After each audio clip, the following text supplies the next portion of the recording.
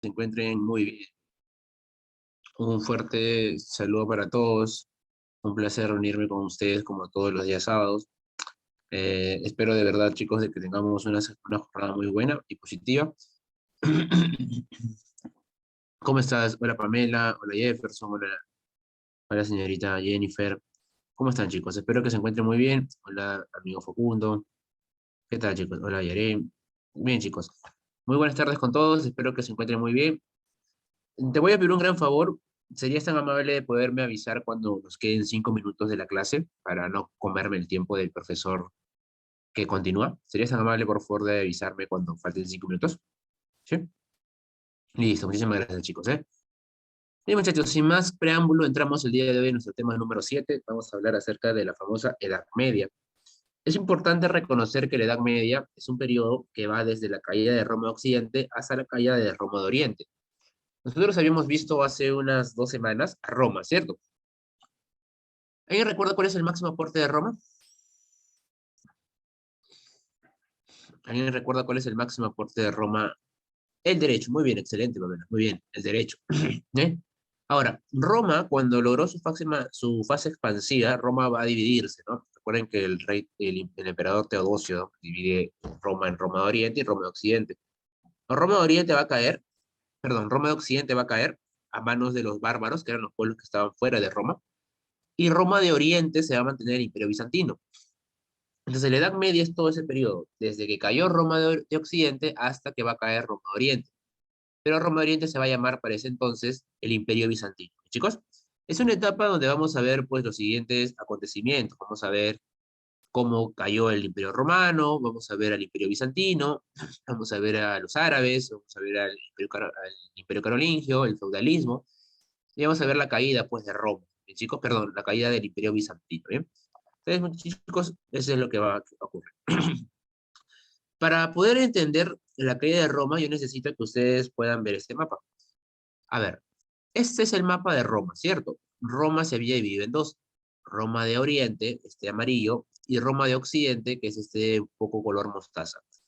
Todos los pueblos germánicos, los bárbaros, eran pueblos que vivían en esta zona que estoy señalando. En esta zona, chicos, vivían los pueblos germánicos, a los cuales se le llamaba bárbaros, ¿bien? Era un término que los romanos le habían puesto a todos aquellos que vivían fuera del, fuera de las tierras romanas, ¿bien? Entonces los romanos creían de que ellos eran una civilización más avanzada, tenían un pensamiento de que ellos eran superiores, y los pueblos germánicos, al no ser parte de Roma, pues eran considerados bárbaros, ¿bien? Ahora, los romanos de Occidente van a tener un problema, el famoso colonato romano. ¿Qué es eso, profe? El colonato romano es la crisis del esclavismo.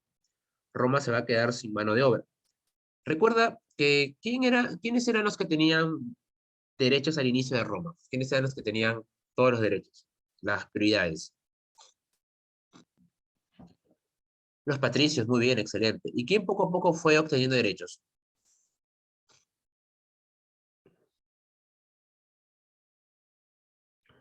Los plebeyos, excelente, muy bien. Los plebeyos. Entonces, yo te pregunto, si tú fueres un plebeyo y tú tienes derechos al igual que un patricio, ¿tú trabajarías por un patricio? No, claro que no, ¿no? Entonces, como eso va a ocurrir, como el patricio y el plebeyo se van a equiparar, lo que va a ocurrir, chicos, es de que en este caso no exista mano de obra o falte mano de obra. Recuerda que es un imperio. Por consiguiente, lo que se va a hacer es traer a los esclavos. Los esclavos van a ser la mano de obra, van a ser la base del trabajo dentro del Roma de Occidente. Y Roma de Occidente va a tener una crisis de esclavitud. Van a haber rebeliones, van a haber problemas en el agro. Entonces, cuando eso ocurre, Roma se queda sin mucha mano de obra. Necesita mano de obra. Y lo que va a hacer es traer mano de obra barata. Y justamente el mano de obra barata era la gente de los pueblos germánicos, los bárbaros. Una mano de obra relativamente barata. Entonces, muchos de ellos van a llegar a Roma llevados de manera pacífica, por trabajo. ¿Bien? Van a ingresar por trabajo. Y así como un extranjero que va a un país distinto al suyo, llega, vive y con el tiempo se va a establecer ahí, ¿no?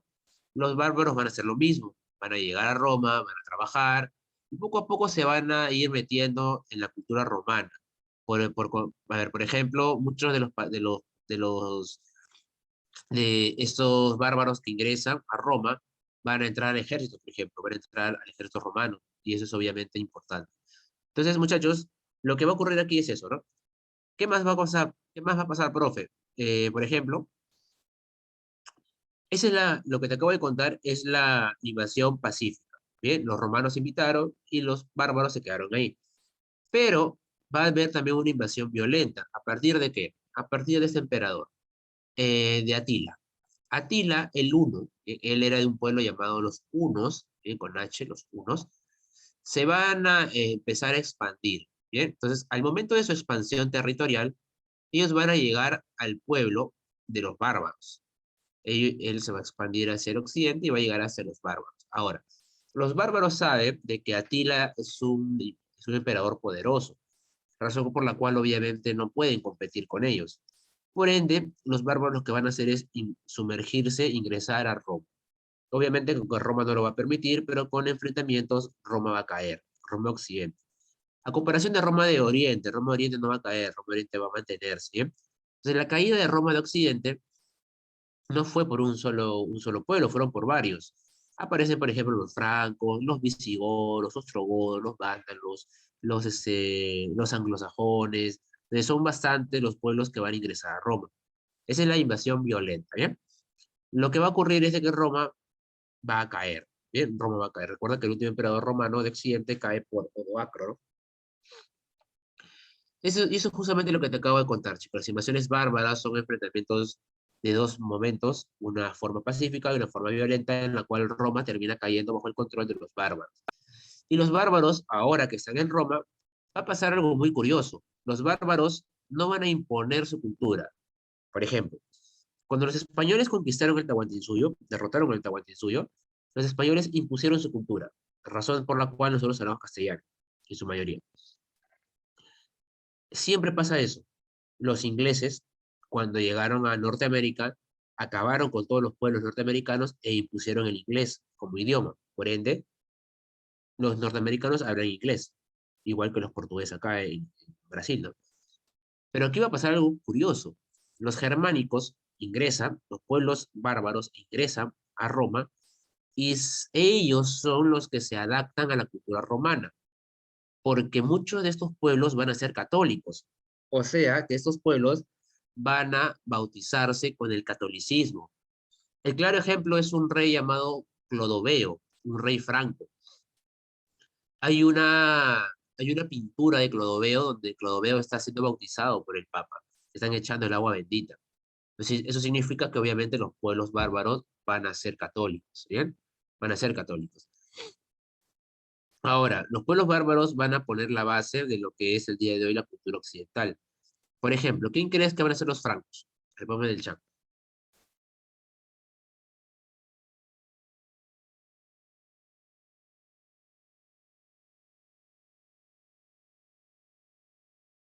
Muy bien, el reino franco va a ser Francia, obviamente. Los anglosajones, me disculpa chicos, me da una alergia. Los anglosajones, ¿quién tiene? Inglaterra, muy bien, excelente. Entonces, estos reinos, principalmente el reino franco y el reino anglosajón, van a ser los que pongan la base a lo que viene a ser en este caso Europa Occidental.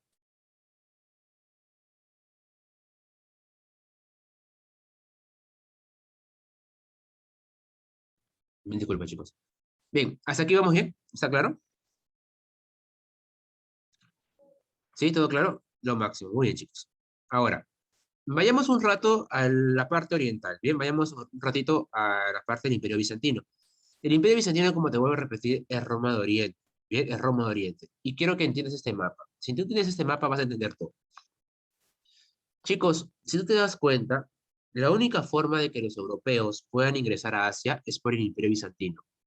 Por tierra, por aquí, por esta zona que se llama Constantinopla, esta es la ruta terrestre, la más fácil también de hacer, y por mar también tenías que ir por el Mediterráneo.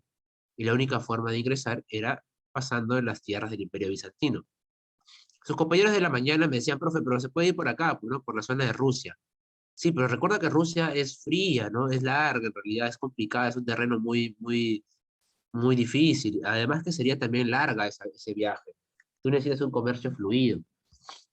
Entonces, la única forma de poder llegar al comercio con el Asia era justamente a través del comercio por el Imperio Bizantino.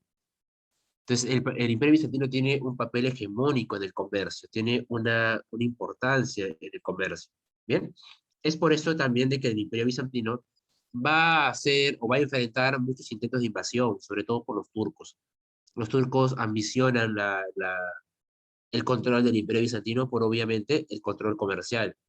Porque mira, Europa tiene una buena relación con Bizancio, Europa occidental.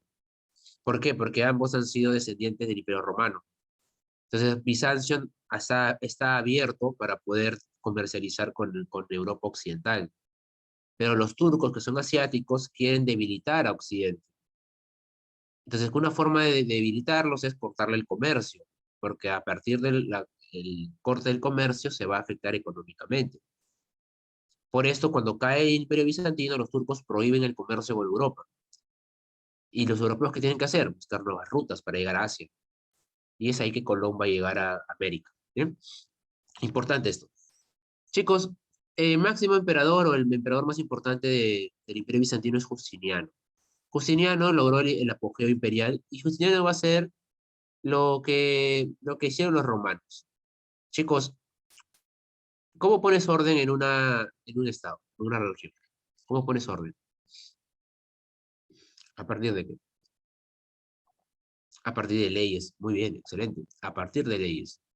Ahora, ¿los romanos eran buenos en leyes o no?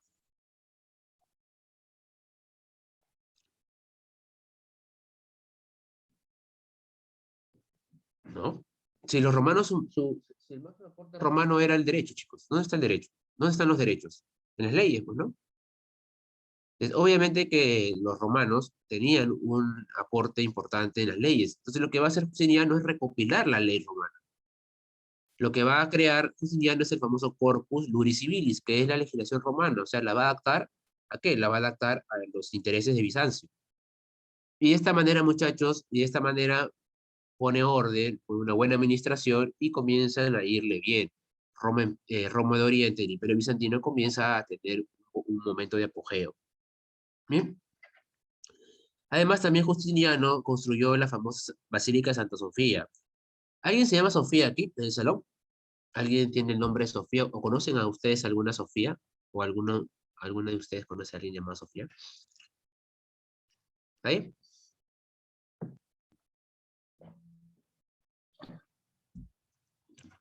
Muy bien, José, excelente. La palabra Sofía significa sabiduría. Entonces, el nombre Sofía es un nombre ligado a la sabiduría. La Basílica de Santa Sofía es a la santa sabiduría. ¿Bien? Es importante eso.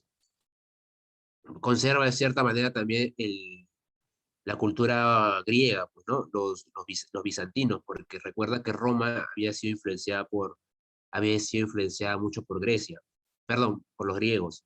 Entonces, en Roma de Occidente, como va a entrar en invasiones, la cultura se va a ir perdiendo un poco, pero Roma de Oriente sí la va a mantener. ¿Bien?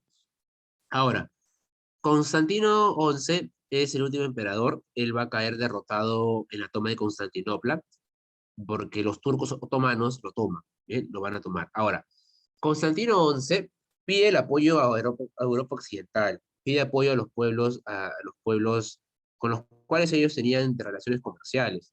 Pero Europa Occidental, chicos, entra en una etapa de crisis completa, entra en una etapa de crisis muy dura. Te la voy a contar un ratito, en la famosa trilogía mortal. Razón por la cual los pueblos de Occidente no pueden apoyar a Bizancio y Bizancio se queda solo. Bizancio se queda solo, cae y se enfrenta a los turcos que ya venían también con armas de fuego. Y pues muchachos, Bizancio cae, Bizancio va a caer. Cuando los turcos obtengan el triunfo, los turcos suben los impuestos. Los europeos occidentales no pueden pagar esos impuestos, ya no se les salía el beneficio.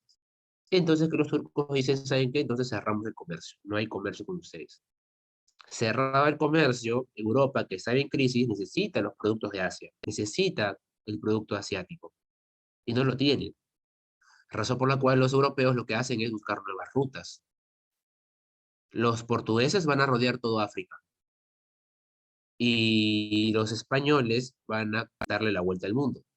En ese sentido aparece un personaje que tú conoces como Cristóbal Colón.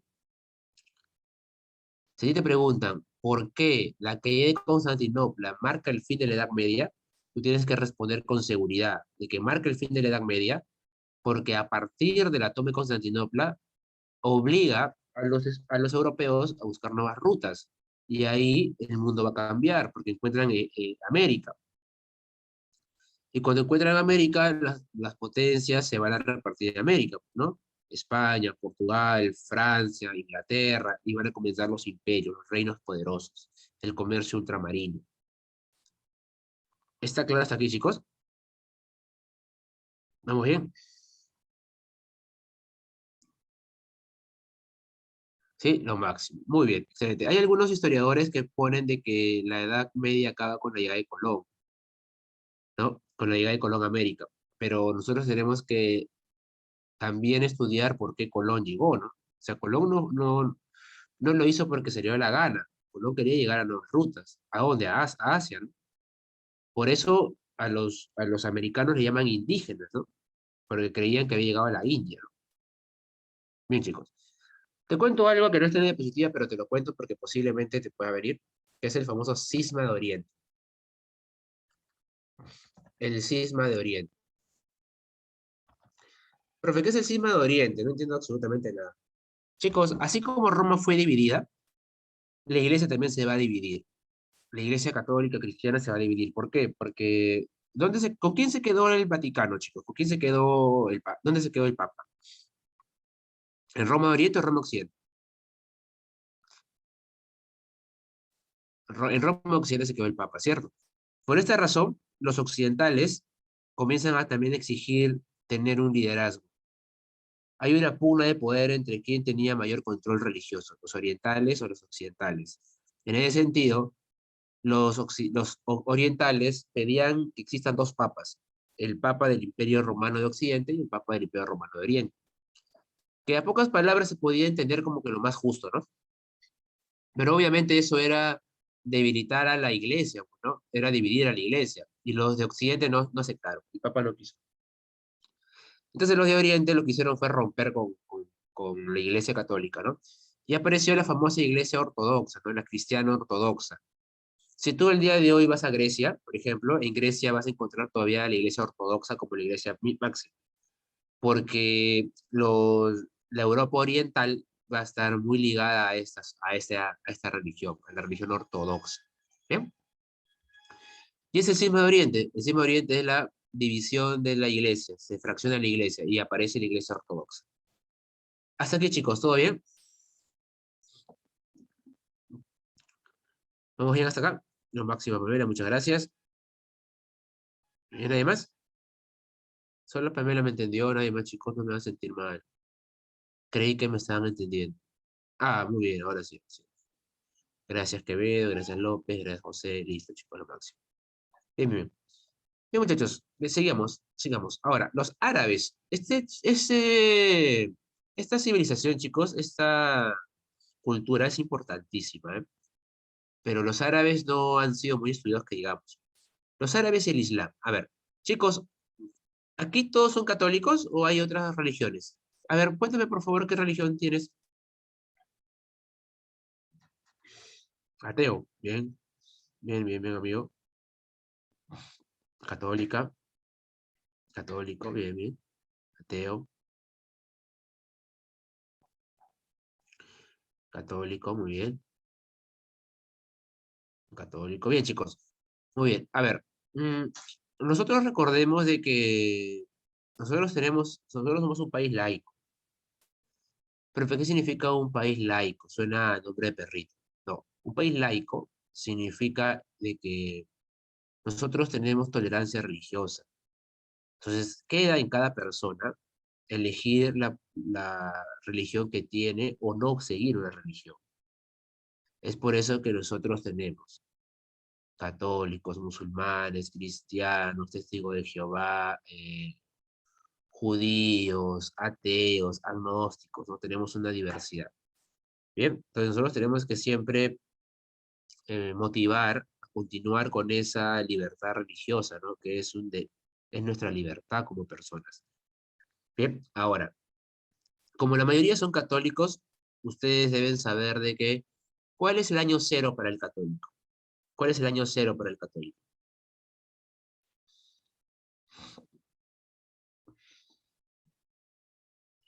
El nacimiento de Jesús, muy bien, claro, el año cero. Para los árabes, el año cero es el nacimiento de Jesús también. No, no, no lo es. Para ellos no, Alá es la sumisión al Dios Supremo. Para la gente árabe, el año cero es la peregrinación de Mahoma. Égira es el año cero para ellos. La llegada, la predicción de la Meca hacia la Meca de Mahoma, ¿no? Que es el gran profeta. Así como Jesús es el gran profeta de los católicos, Mahoma es de los árabes. Bien. Lo que hizo Mahoma fue unificar la religión. ¿Qué es eso, profe? En la península arábiga, que es esta partecita de aquí que estoy señalando, había una gran cantidad de religiones, politeísmo, ¿no? Y lo que hizo Mahoma fue, a partir de su peregrinación a Égira, famosa Égira, unificó a estas religiones y lo hizo el politeísmo pasó a ser un monoteísmo, y todos ellos se convirtieron en árabes. Es por eso Mahoma es considerado el gran profeta. Y todas las personas que continúan con la predicción de Mahoma, con las ideas de Mahoma, se le van a llamar califas. Entonces aquí van a aparecer los famosos califas, ¿no? Así como, por ejemplo, Jesús tenía a Pedro, ¿no? A los papas que continúan con la eh, no me acuerdo el término que se le pone, con la expansión del catolicismo en, en los árabes, la expansión, la continuación de la prédica de Mahoma lo hacen los califas, ¿bien? Por eso se le va a llamar a los periodos posteriores a Mahoma los califatos. ¿Bien? Por ejemplo, el califato ortodoxo, que es el califato en la Medina, donde los árabes empiezan a expandirse poco a poco. Luego viene el califato omeya, que es importantísimo, porque los árabes en este califato ingresan a Europa Occidental, derrotan a los visigodos. Los visigodos eran el pueblo germánico, era el reino germánico que estaba en lo que el día de hoy es España y Portugal, y los derrotan, y entra. Por esta razón, chicos, a ver, si yo te pregunto, a ver, no es por racismo, solamente vamos a ver diferencias, y no están mal las diferencias, pero tú mira a un danés con un español, o mira a un finlandés, o a un sueco, de los países nórdicos. ¿Cómo son? Blancos, blancos, blancos, cabello rubio, ojos claros, ¿no?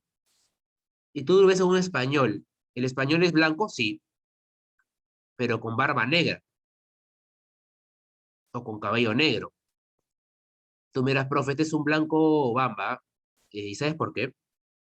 Porque los españoles sufrieron la invasión de los árabes y hubo una mezcolanza de raza, hubo un sincretismo, una mezcla de razas.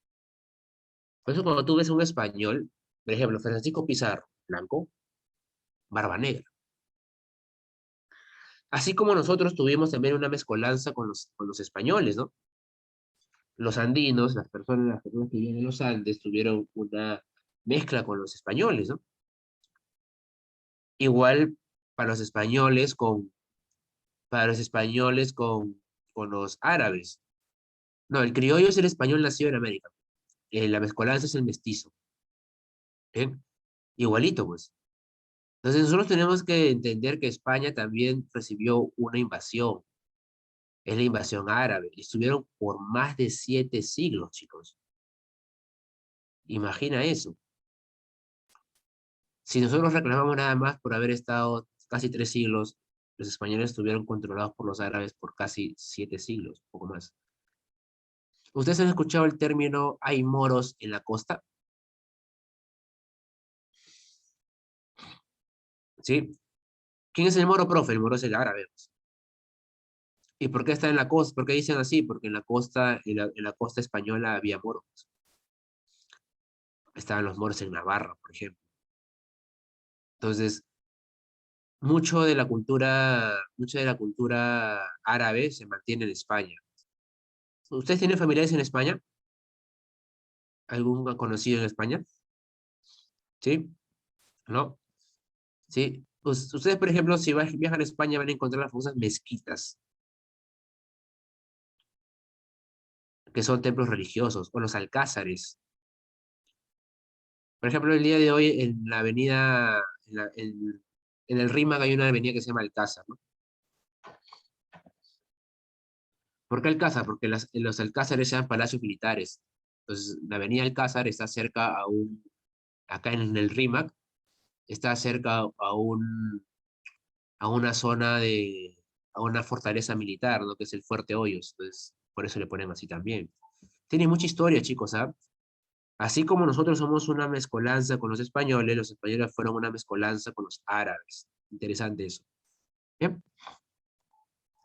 El califato abasida es la máxima expansión, es el periodo de mayor esplendor del Islam. El Islam se empezó a expandir por mayores lugares.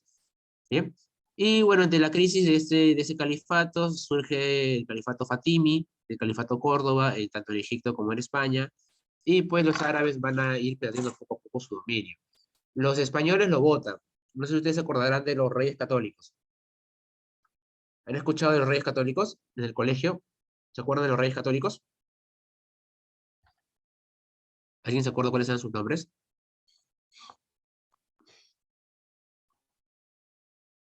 No, Juan de la- Isabel de Castilla y su esposo Fernando de Aragón, ¿no? Fernando de Aragón. ¿Quién tenía más poder, Isabel o Fernando? Isabel, claro. ¿Cómo sé, profe, que es Isabel? Porque Isabel es de Castilla, pues. Y Castilla va a poner el castellano. Y en Castilla está Madrid. Entonces la ciudad más importante, la región más importante estaba dentro de Castilla. Interesante eso, ¿no? Muy interesante. Sí sabías que el castellano viene por Castilla, ¿no? ¿O no sabías eso?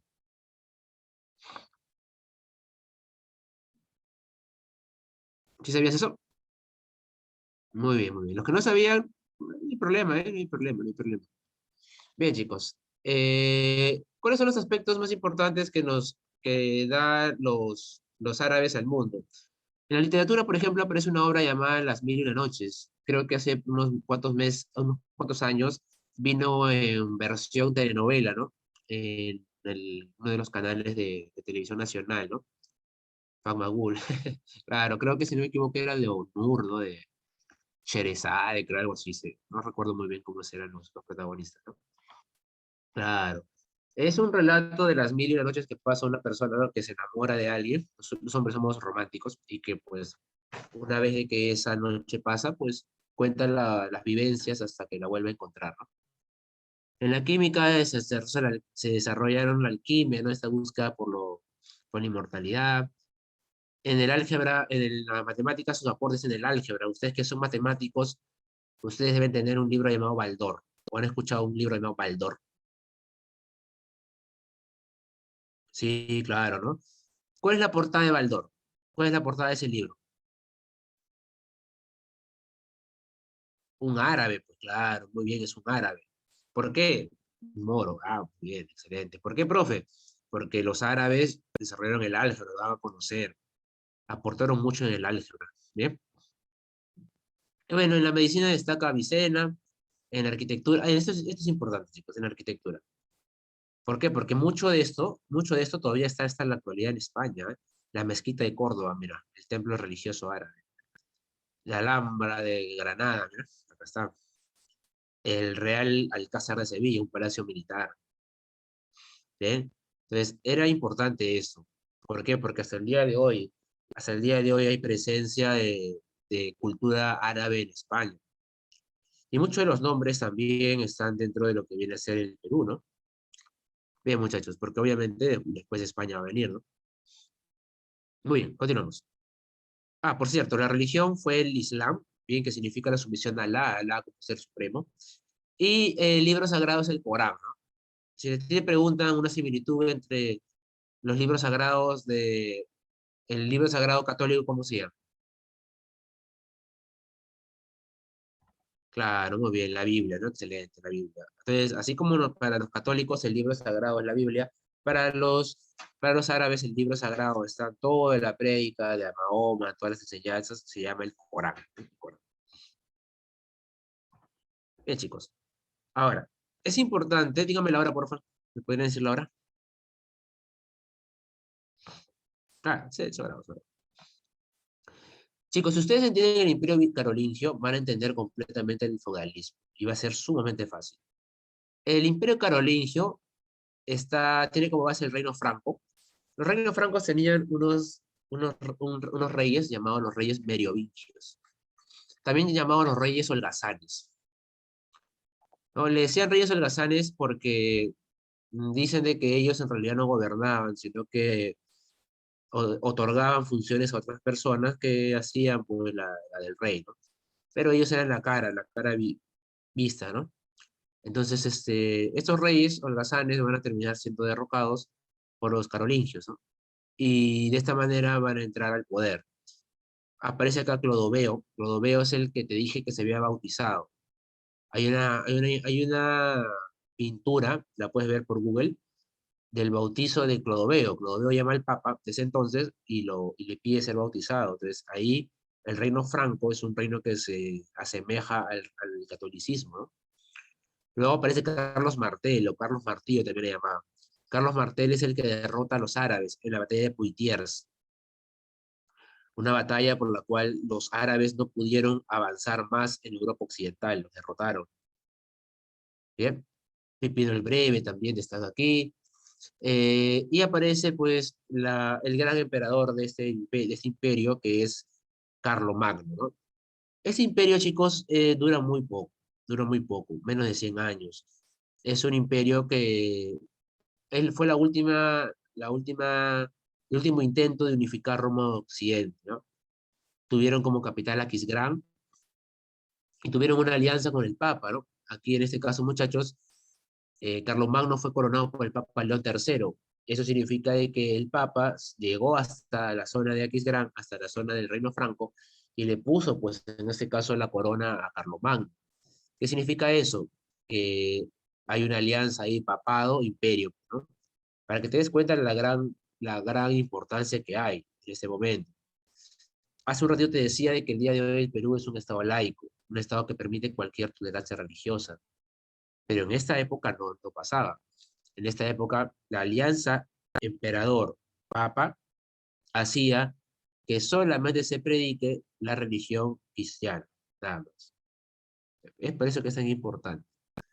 Por eso van a venir también impuestos, ¿no? Impuestos que se van a mantener como por ejemplo el diezmo. ¿Bien? Ahora, como se van a dar cuenta que el imperio es demasiado extenso y se necesita una buena administración, va a darse una división territorial. Se van a crear los ducados, que son las provincias de mayor jerarquía, las que tienen mayor poder. ¿Bien? ¿Quién crees que está a cargo de un ducado? Ducado. ¿Quién crees que gobierna un ducado? Un duque, muy bien, excelente, un duque. Los condados son subprovincias del ducado, o sea, el ducado está ahí y se subdivide en condados. ¿Quién crees que está a cargo de un condado? El conde, muy bien, excelente. Y no los marcas, no vayas a confundirlo con este término que se utiliza para los ladrones, a los que piden cupos o eso, que son los marcas, ¿no? Que te van vigilando cuando sales del banco para robarte, ¿no? Que son las marcas. Las marcas son provincias fronterizas. Muchachos, facilita para ti. Si son provincias fronterizas, ¿le vas a poner militares, sí o no? Sí, ¿por qué?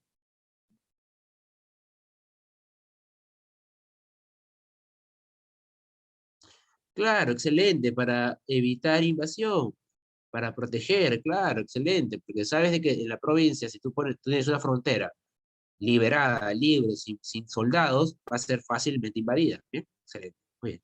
¿Quién crees que se encarga de administrar una marca?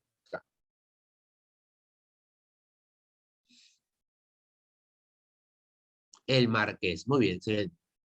A ver, chicos, hagan que mi sábado sea bonito. Bien, dígame por favor, ¿qué son el duque, el conde y el marqués? ¿Qué son? Autoridades, pues, están por ahí, ¿ah? Gobernantes. Ah, muy bien, ahí lo leí. Títulos de nobleza. Claro que sí, claro que sí. Profe, ¿y por qué me habla de esto? Porque cuando caiga el imperio carolingio, cuando Carlomagno muere y su gobierno y su territorio se subdivida, ¿bien? El rey ya no va a tener poder. El rey va a estar débil. No puede controlar sus tierras. Por eso el rey lo que le va a decir es, le va a dar libertades a sus nobles. Yo, por ejemplo, vivo en Lima, pero yo no puedo controlar lo que pasa en Puno. Entonces yo voy a nombrar un señor feudal, un noble, para que administre Puno. Y obviamente yo le cobro impuestos después, pero el señor feudal va a ser amo y señor en su zona, su región. ¿Y quiénes son los señores feudales? Son nobleza, pues, es la nobleza. El rey ya no va a poder controlar porque ha perdido poder, y lo que va a hacer el rey es otorgarle libertades a los señores feudales, a los nobles, le va a otorgar tierras. ¿Bien? Y ese, chicos, es el feudalismo, pues. Es el famoso feudalismo. Bien. Eh, También en esta etapa, muchachos, hay una marginación de la educación, no hay una educación única para todos. Por ejemplo, está la escuela palatina, donde están los nobles, solamente los nobles. Acá hay funciones de gobierno, se le enseña el latín, por ejemplo. Lo conventual, que es para el clero, para las personas que van a ser religiosos. Y lo parroquial, que es para los campesinos, donde se enseña lo básico, ¿no? Lo básico. Bien, chicos. Ah, por cierto, chicos, no te había comentado eso. ¿Ustedes han escuchado de las lenguas romances? ¿Han escuchado de las lenguas romances? ¿Sí? ¿Las lenguas romances de dónde salen? Romances, romances, romances, de Roma. Muy bien, excelente. Y son adaptaciones del idioma romano, ¿cierto? De latín. ¿No? Muy bien. ¿Por qué, profe? Porque son los reinos bárbaros, pues. Los reinos bárbaros ingresan, van a tener como base el latín, pero le van a dar su propia denominación, su propia naturalidad. Es como un dialecto en realidad, ¿no? Y van a aparecer las lenguas romances. ¿Sí? Quería decirte eso para que sepas. Bien, chicos. Entonces el imperio carolingio cae y va a darse el feudalismo. Oye, profe, ¿por qué se llama feudalismo? El feudalismo es un sistema político, económico y social en el cual el que tiene mayor poder es el que posee mayor cantidad de tierras. El imperio carolingio cae y las ciudades se van a abandonar. ¿Por qué se van a abandonar? Porque hay miedo a que exista una invasión. Y como el rey ya no te garantiza protección, tú te vas a ir al campo. Y en el campo vas a encontrar al duque, al conde y al marqués. Y tú, como no tienes que trabajar, le vas a pedir apoyo al noble. Y el noble va a darse cuenta que tiene poder. Y se va a convertir en un señor feudal que posee tierras. Imagínate que yo sea un señor feudal y que viene, no te vas a molestar, amigo Dante, y que viene Dante y me dice y me jura fidelidad. Se arrodilla ante mí y yo le voy a poner la espada en el hombro y le voy a decir que va a ser mi vasallo. Va a ser un caballero ahora, ¿no? Entonces va a tener importante, va a tener jerarquías. Y luego yo, como demuestro, Dante me demuestra por su fidelidad, me demuestra un buen aporte, yo le voy a dar un pedazo de tierra, una porción de tierra para que él administre. Le voy a dar un feudo. Ese se llama la investidura a la gente de confianza. ¿Bien? Y a la servidumbre, pues obviamente ahí sí va a ser complicado. La servidumbre no tiene tierras, no posee tierras. Entonces la servidumbre se va a dedicar a trabajar la tierra. Va a venir una persona a, decirle, a tocarle la puerta al señor feudal y le va a pedir pues que le permita trabajar la tierra. el señor feudal se lo va a dar y a cambio, pues obviamente una gran parte de lo que el campesino produzca se la va a llevar él. Además le va a cobrar protección porque va a vivir dentro de las murallas del castillo. Le va a cobrar también eh, las, las, l- las herramientas que utiliza, le va a cobrar la vivienda, ¿no? La ropa, todo le va a cobrar. Entonces, va a ser una época de dependencia, pues, ¿no? El trabajador en realidad, el campesino, va a estar ligado siempre a tenerle que pagar al señor feudal. Bien, ¿hasta aquí vamos bien? ¿Vamos bien hasta acá, chicos? ¿Sí? Sí, muy bien, excelente. Oye, profe, entonces el rey acá no tiene poder. Sí lo tiene, pero no tiene tanto poder. Te pregunto, un campesino, ¿a quién respeta más? ¿Al señor feudal o al rey? ¿A quién? Al señor feudal. ¿Por qué? Porque el rey no lo ve, pues. Al rey no lo ve. Yo, campesino, vivo en el feudo. ¿En el feudo de quién? ¿En el castillo de quién? Del señor feudal. Yo trabajo por el señor feudal. Yo tributo por el señor feudal. Yo no veo al rey. Entonces es por esta razón de que el señor feudal tiene tanto poder. Chicos, el señor feudal tiene un autogobierno. El señor feudal quiere, si quiere, pone una moneda con su cara y dice y ordena que en su feudo solamente se comercialice esa moneda. Posiblemente en otro feudo, en otro castillo, exista otra moneda, pero mira el poder que tenía el señor feudal. Profe, entonces, ¿qué función tenía el rey? El rey cobra impuestos. El rey le otorgaba las tierras al señor feudal para que las administre. Si yo soy un rey y no tengo las facilidades, la mano de obra, el control para trabajar mis tierras, ¿me conviene que estén abandonadas o mejor se las cedo a un administrador?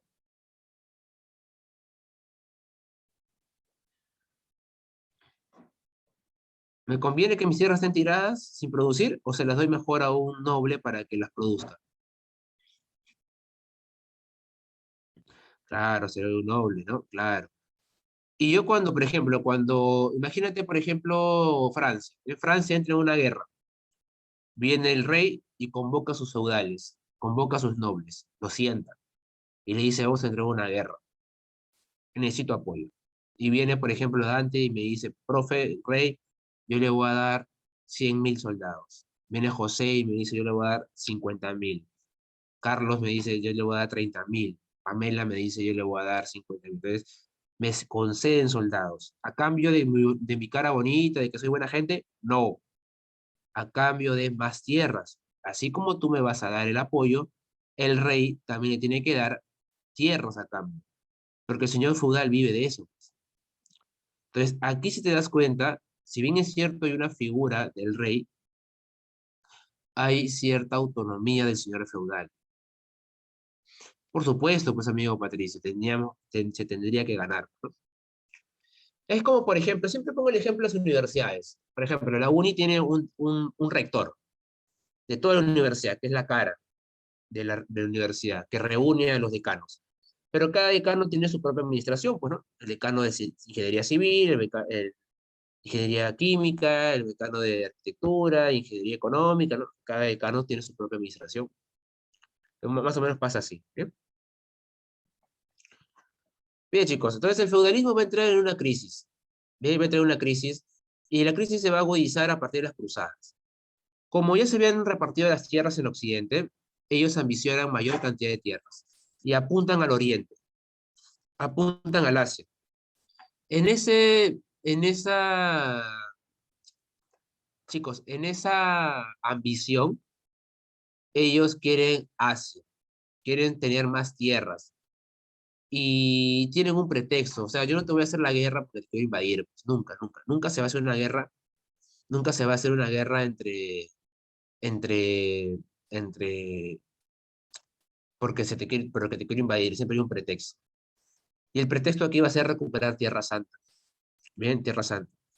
Bueno, la diferencia entre un emperador y un rey, querido amigo, es la misma que existe entre un reino y un imperio, pues, ¿no? El imperio tiene una expansión territorial mayor, el imperio tiene un control a partir de la fuerza militarizada, ¿no? El rey normalmente gobierna en una provincia un poco menos extensa que el emperador, ¿no? Y bueno, si no solamente lo puedes ver así, sino también por la forma de gobierno, ¿no? El emperador, pues, tiene poderes absolutos en muchos momentos, ¿no? Entonces, el imperio tiene un carácter militar, tiene un carácter absoluto, tiene un carácter expansivo, ¿no? Y esa es la diferencia entre un reino, ¿no? Por ejemplo, en esta etapa vamos a ver reinos. Aparte del imperio carolingio, que fue un intento de expansión, de unificación, los demás son reinos. El reino de Francia, el reino de Inglaterra, que son regionales. ¿Bien? ¿Está claro, amigo? Sí, sí, lo máximo, excelente. Bien, chicos, entonces el pretexto aquí va a ser, el pretexto aquí va a ser el pretexto aquí va a ser recuperar Tierra Santa, que es un florazo. Es como cuando una persona quiere terminar con alguien y le dice, oye, no, no eres tú, soy yo, ¿no? O necesito tiempo para estudiar, o no sé, a ver, el típico, te mereces a alguien que te quiera como tú me quieres, algo así, ¿no? Es un floro, pues tú sabes que es floro, ¿no? Entonces, recuperar Tierra Santa es floro, pues, porque eso no era la verdad. Lo que se necesitaba aquí era, lo que se ambicionaba aquí eran las tierras, querían expandir sus tierras. Y el Papa también lo quería, pues porque el Papa también es un señor feudal, porque el Papa vive en Roma, ¿no? Vive en el territorio romano, en el Vaticano, entonces eso también es un feudo. Entonces apuntan a invadir Asia. Y chicos, aquí se demuestra que el señor feudal es poderoso. Sí, sí es poderoso, pero en su tierra. Es tipo los equipos de la Liga 1, ¿no? Aquí de Perú. Alianza, la U, Cristal. ¿Son poderosos? Sí, pero en Perú, pues. Pues cuando van afuera, eh, dejan mucho que desear, ¿no? Y el señor feudal fue eso, ¿eh? Las cruzadas van a demostrar que el señor feudal no era tan poderoso como decía ser. Porque de las 8 cruzadas, la que se considera una victoria máxima de los cruzados, de los europeos, solamente es la primera, porque después fueron derrotados en bastantes momentos. Tuvieron victorias temporales, pero en general, haciendo la estadística general, fue un fracaso. ¿Por qué, profe, fue un fracaso? Porque ellos tenían el objetivo de recuperar Tierra Santa. Pregunta, ¿la recuperaron? No. Si tú tenías como objetivo hacer eso y no lo recuperas al final, éxito o fracaso. Fracaso. Pregunta, ¿una guerra es fácil o es costosa?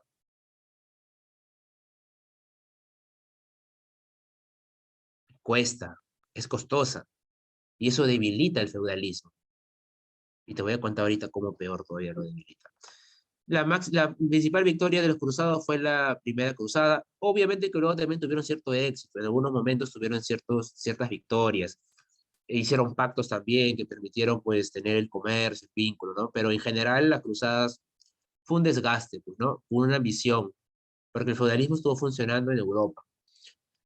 La tercera cruzada es un gran fracaso. Ese es el máximo fracaso, la tercera cruzada, porque aquí se juntaron los tres grandes reyes, Ricardo Corazón de León, Felipe Augusto y Federico Barbarroja, los grandes reyes de Inglaterra, Francia y el Sacro Imperio Romano, el, de lo que vendría a ser el día de hoy Alemania. Fracasaron, derrotados. La cuarta cruzada tuvo como objetivo la invasión de Constantinopla, pero algo bueno de las cruzadas es que permitió el vínculo comercial en una ruta llamada la Ruta de la Seda, por la cual pues los europeos tenían una ruta comercial que permitía traer consigo este producto tan valioso que era la seda, que era algo bueno, pero terminó siendo algo malo, porque en esta ruta comercial vino alguien, vino un animalito, vino un animalito que tenía una pulga, vino la rata, muy bien, vino la rata y vino la peste. La ruta de la seda de los barcos trae consigo la peste bubónica o peste negra. Con esto, muchachos, la tercera parte de toda Europa muere. Letal, ¿ah? Letal, letal. Eh, el COVID ha tenido más muertes, pero en porcentajes la peste mató más. Porque recuerda que también en esta época no había tanta gente, ¿no? Entonces, no es lo mismo decirte, oye, se murió la tercera parte de toda Europa, a decirte se murió el 5%. Posiblemente el día de hoy, como hay más gente, las cifras sean mayores, pero por los porcentajes de muertes, pues obviamente la peste bubónica fue letal, ¿no? Bien, chicos, y la peste bubónica llegó en un momento, por eso siempre amo la historia, ¿eh? La historia yo la amo por una sencilla razón. Siempre ocurre en momentos oportunos. A Europa se le juntaron inviernos largos, que hizo que los campos no produciesen, hambruna. Bien, se le juntó la hambruna. Las guerras, como la guerra de los 100 años, que enfrentó a Inglaterra y a Francia, ya aparece, por ejemplo, Juana de Arco, y la peste. Todo junto en un mismo momento. Se le llamó a eso la trilogía mortal, la trilogía de la muerte. Debilitó al mundo europeo y el mundo europeo terminó afectado al máximo. Chicos, si hay hambruna, no están bien alimentados. Y ante una enfermedad como la peste, que no sabías, que no la conocías, que era algo nuevo para ti, peor aún mal alimentado, afectó con mayor fuerza.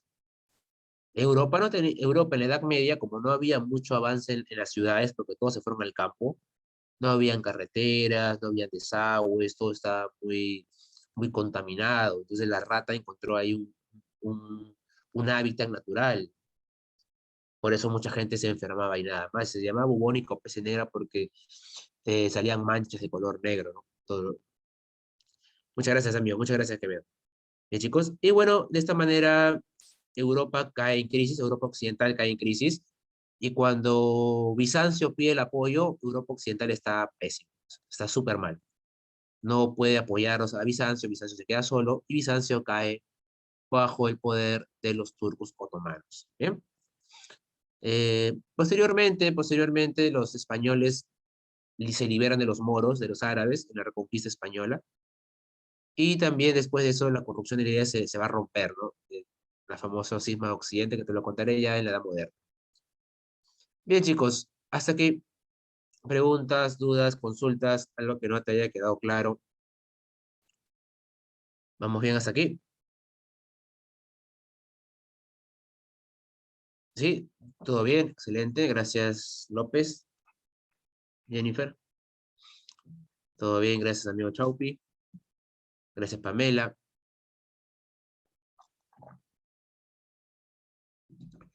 Muy bien, chicos, entonces recuerden eso, ¿sí? Es importante recordar o sea, puntos claves de la Edad Media es recordar, sí o sí, cuando inicia. Inicia con la caída de Roma de Occidente, las invasiones bárbaras, ¿sí?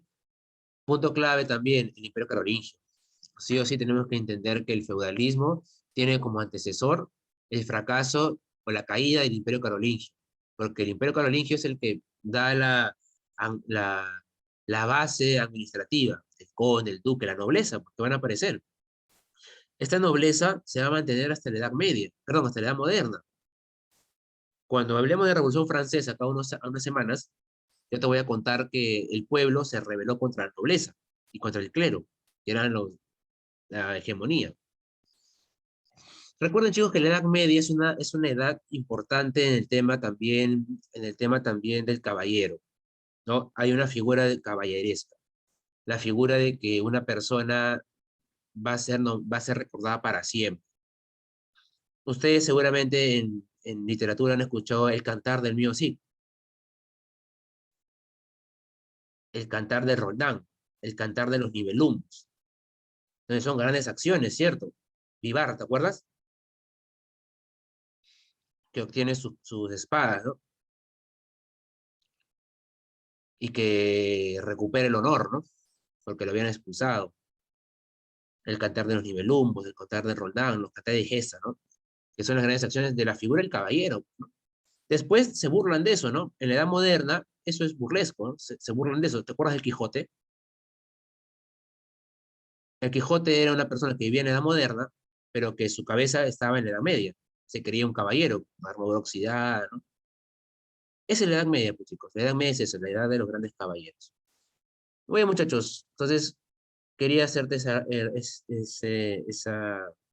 síntesis también. ¿Se encontrará ya el profesor presente para poderle dar el host? Buenas tardes, profesor, ¿cómo está? ¿Cómo está, maestro Carlos? ¿Cómo está?